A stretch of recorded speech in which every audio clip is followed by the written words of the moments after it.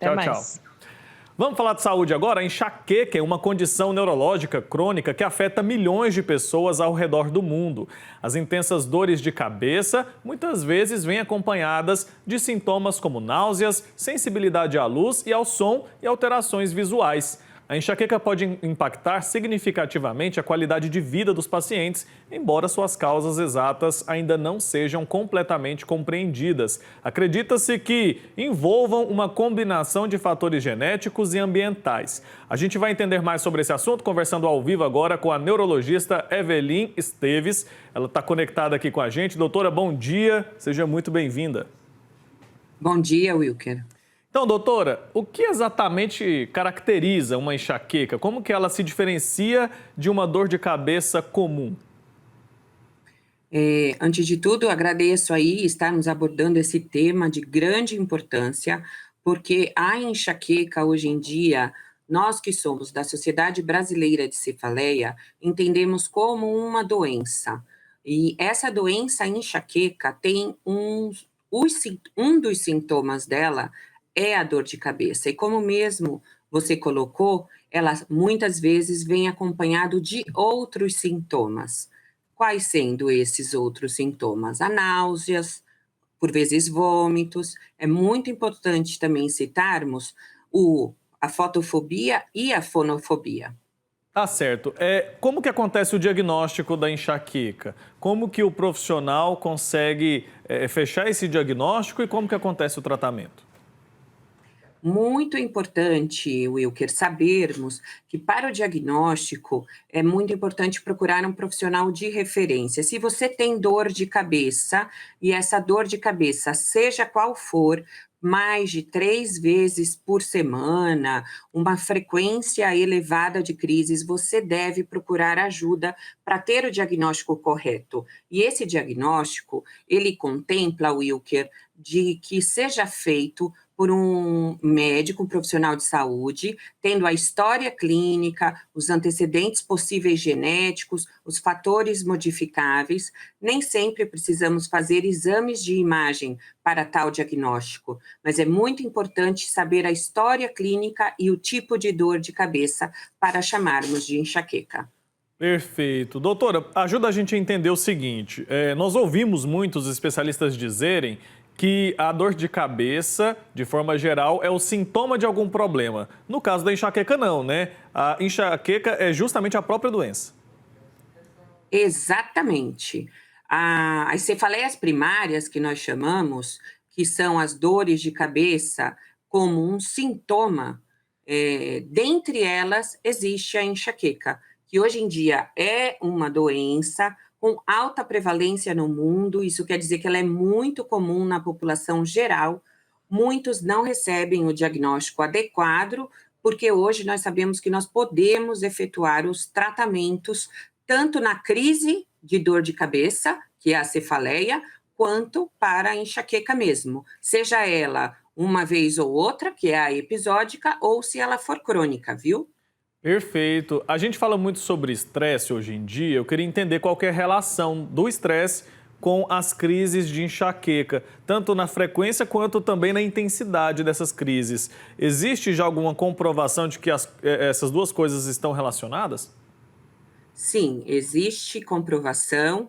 Uma delas é porque sabemos que o cérebro com tendência à enxaqueca, ele tem os seus gatilhos. E quais são esses gatilhos de ter a crise de dor de cabeça? Um deles já conhecemos, que é o estresse.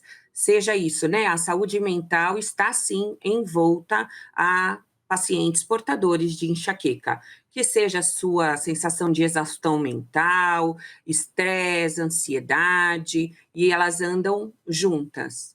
Excelente. E a alimentação, qual papel tem? Existe algum alimento, por exemplo, que precisa ser evitado?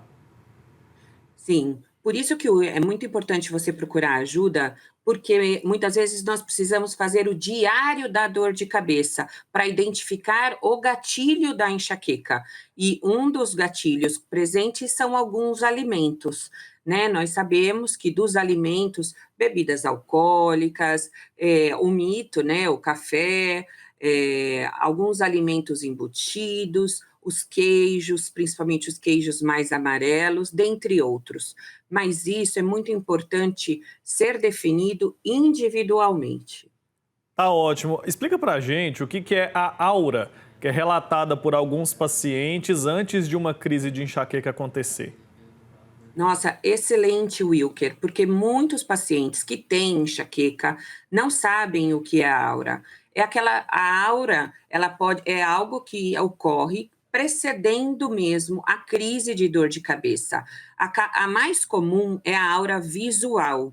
É a descrição que quando o paciente vem e fala antes de ter a dor, um compromete o campo visual, ou o paciente acaba vendo algumas nuvenzinhas, alguns pontos brilhantes, isso dura, compromete a capacidade visual, ela pode ser também durante a crise. A aura, ela faz parte da enxaqueca. Nem toda enxaqueca tem aura, mas quando a enxaqueca tem esta aura, que é a mais comum, é a visual, ela realmente necessita de uma avaliação de um médico que possa definir melhor isso. Perfeito. Conheço bem, viu, doutor? Eu tenho as crises de enxaqueca e eu falo que a gente sabe quando a dor vai vir, porque justamente a gente começa, Isso. no meu caso pelo menos, começa de um lado da vista, né? Um lado da visão começa a fechar, aí eu já posso esperar, ir para casa, deitar num lugar escuro ali, porque a dor vai acontecer. E aí, como é que a gente faz? Eu devo buscar tomar um medicamento de forma preventiva? Como que eu devo agir nesse momento? Assim, essa ação junto à sociedade é que, primeiramente, Wilker, ainda mais você que determina isso muito bem, essa alteração de um lado só da visão, não se automedique. Essa é a verdade. Você deve procurar um profissional de saúde, principalmente se tiver frequência de episódios de dores de cabeça e ainda mais com a aura visual. O tratamento ele deve ser individualizado, como mesmo foi colocado, dependendo do gatilho e dependendo de suas comorbidades associadas à sua dor de cabeça. A prevalência ela é maior nas mulheres, mas os homens também têm, como você, a enxaqueca e essa enxaqueca pode ter aura. Nós orientamos que não ocorra automedicação, que você procure um profissional de saúde, um clínico, as mulheres podem procurar através de um ginecologista, até que chegue num neurologista. Esse neurologista deve valorizar a queixa e, dentre os neurologistas, você também pode procurar alguém que faça mais a área de enxaqueca para poder definir melhor o tratamento, o remédio certo, na hora certa. Exatamente. A questão da automedicação é muito comum, ainda mais quando a gente fala de dor de cabeça, né? Todo mundo tem um remédio ali na bolsa para um caso de dor de cabeça. Então isso pode ser bastante perigoso, né? O que fazer na hora da crise? Porque em muitos casos a pessoa não tem condições, às vezes se estiver sozinha, por exemplo, de pegar um carro e ir buscar um médico ali naquele momento, buscar uma emergência. Na hora da crise, o que a gente deve fazer? Tem que esperar passar a dor? É importante assim, se essa crise não foi, se você já tem o seu acompanhamento médico e e está tendo a crise, com certeza você já tem a medicação correta para usar no momento de crise. Sabemos também que essas medicações, elas podem ser desde analgésicos comuns até os triptanos para abortar a crise. Mas quando ela está crônica, Wilker, ela está frequente, recorrente, não são medicações só no momento da crise. Existem os tratamentos preventivos, que são os remédios que podem dar para evitar que essa crise chegue. Mas, como você colocou muito bem, o repouso determina, sim, uma melhora do padrão da crise de dor de cabeça. Analgésico comum e repouso. Só que se isso for recorrente, procura sim ajuda para você ter o tratamento correto. Falando mais sobre prevenção, a senhora já mencionou, né, que o tratamento ele deve ser individualizado e tudo mais. Como que a gente pode, de uma maneira geral, dar dicas para quem está nos acompanhando agora sobre como prevenir as crises de enxaqueca? E eu queria incorporar aqui também a importância das atividades físicas nesse processo. Tem alguma mudança, alguma relevância? Perfeito. Quando o diagnóstico é dado, as dicas mais importantes que a gente tem para quem tem predisposição, né, para quem tem as crises de enxaqueca, sim, uma dos mais importantes é qualidade de vida. É para isso que a gente quer o tratamento. Porque existe uma coisa, é você ter dor e fazer suas atividades com dor de cabeça. Então, isso impacta na sua vida, no seu trabalho, na sua família, na sua vida social. Então, uma dica que podemos dar é buscar uma alimentação saudável, identificar qual alimento que você vai ter crise e até você procurar alguém para que lhe oriente de forma adequada a evitá-los. A atividade física, ela é disparada uma grande aliada preventiva na dor, né? O exercício físico libera endorfina, analgésico natural, vira serotonina, então a qualidade de vida contempla isso.